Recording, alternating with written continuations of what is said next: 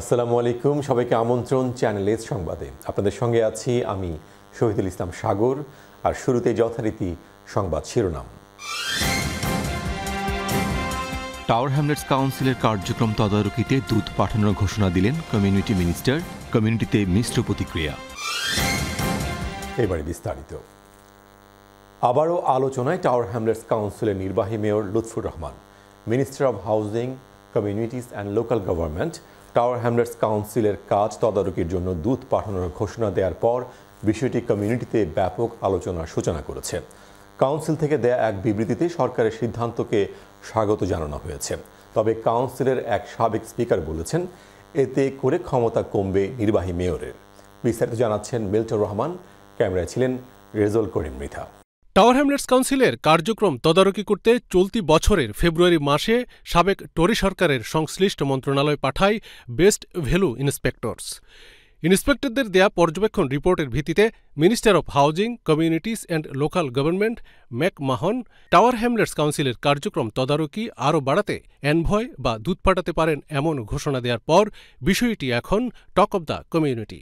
প্রতিবেদনটিতে বিভিন্ন সিদ্ধান্ত গ্রহণের ক্ষেত্রে মেয়র লুৎফুর রহমানের বিশ্বস্ত কয়েকজনের মতামতকে প্রাধান্য দেয়াসহ আরও বেশ কয়েকটি অভিযোগ আনা হয়েছে। এর প্রেক্ষিতে প্রস্তাবিত দূত পাঠানো হলে তারা কাউন্সিলের বিভিন্ন কাজে পরামর্শ, নিরীক্ষা এবং তত্ত্বাবধান করবেন।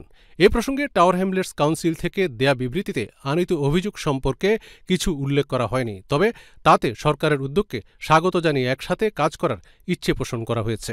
গভর্নমেন্টের লগে আমরা মিল্লা কাজ করবো, আমরা আরও স্ট্রেংথ করবো, আরও ইম্প্রুভমেন্ট করবো। আমরা যে কোনো কাউন্সিলের তো কিছু থাকবো কম বেশ ইম্প্রুভমেন্ট করার, এটা আমরা করবো। যে কোনো ব্যক্তিরা আমরা রিক্রুট করি, একটা প্রসেস আছে, প্রসেস অনুযায়ী আমরা করি, ইন্ডিপেন্ডেন্ট বৈদ্য ওইটা দেখে। এবং আমি প্রাউডলি কইতাম পারমু, আমরা এই কাউন্সিলও 8 জন বিএমই, সামালি হোকা, বাঙালি হোকা, মুসলমান আসইন, এই ডাইরেক্টর হল আসইন। অন্যদিকে এ বিষয়ে ভিন্নমত পোষণ করলেন টাওয়ার হ্যামলেটস কাউন্সিলের সাবেক স্পিকার। তারা রিপোর্টও গিয়া ইন্সপেক্টর হলে যে রিপোর্ট দিয়েছে, তারা 3 জনে ফেব্রুয়ারি থেকে অগাস্ট পর্যন্ত এখানে পয়সা নিছে। তারা গিয়া যে রিপোর্ট দিছে, এই রিপোর্টও তারা কইছে যে কাউন্সিলর একটা ট্রান্সফরমেশন বোর্ড আছে, এই বোর্ডও তাই করছেন একজন কাউন্সিলর অফিসার আর তার নিজের মানুষ, যারা তান কথা ইয়েস স্যার নো স্যার হয় বা তান বাধ্য তারা এরারে হারাইছেন ট্রান্সফরমেশন বোর্ডও। প্রশ্ন উঠেছে, সরকারি দূত টাওয়ার হ্যামলেটস কাউন্সিলের সার্বিক কার্যক্রম তদারকি করলে নির্বাহী মেয়রের ক্ষমতা রহিত হবে কিনা। কাউন্সিলের এই মুখপাত্র বললেন, না, তবে রয়েছে ভিন্ন মত।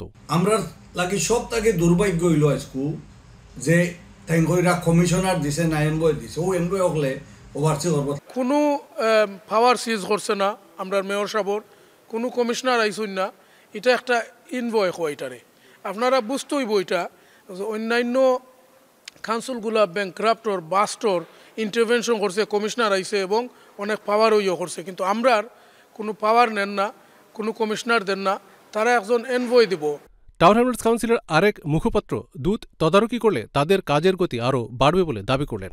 আজকে যে রিপোর্ট যেটা আইছে, is a lot of good practice এই রিপোর্টের মাঝে আছে। তারা প্রশংসা করে যে আমরা যে বালা কাম করলাম, অ্যাট দ্য সেম টাইম তারা কিছু লার্নিং অপরচুনিটিস তারা দিছে। আর মানুষে উড়াইতে পারেন যে ও কমিশনার আর টামলেটস অথবা মানুষ আইয়া দখল করিল, আর is far from the truth.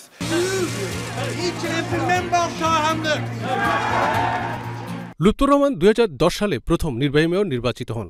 এরপর 2014 সালে পুনরায় মেয়র নির্বাচিত হলে ভোটে অনিয়মের অভিযোগে তাকে সরিয়ে দেওয়া হয়। দীর্ঘ তদন্ত শেষে 2018 সালে পুলিশের প্রতিবেদনে লুৎফুর রহমানের বিরুদ্ধে ব্যবস্থা গ্রহণের তেমন কোনো নথিপত্র নেই বললে তিনি আবার নির্বাচনে অংশ নেন 2022 সালে স্পায়ার পার্টি থেকে এবং আবার নির্বাহী মেয়র নির্বাচিত হন। এ মেয়াদে 2 বছর দায়িত্ব পালনকালে আবারও তার দায়িত্ব পালন নিয়ে প্রশ্ন তোলা হলো। Milton Rahman, channel S, London.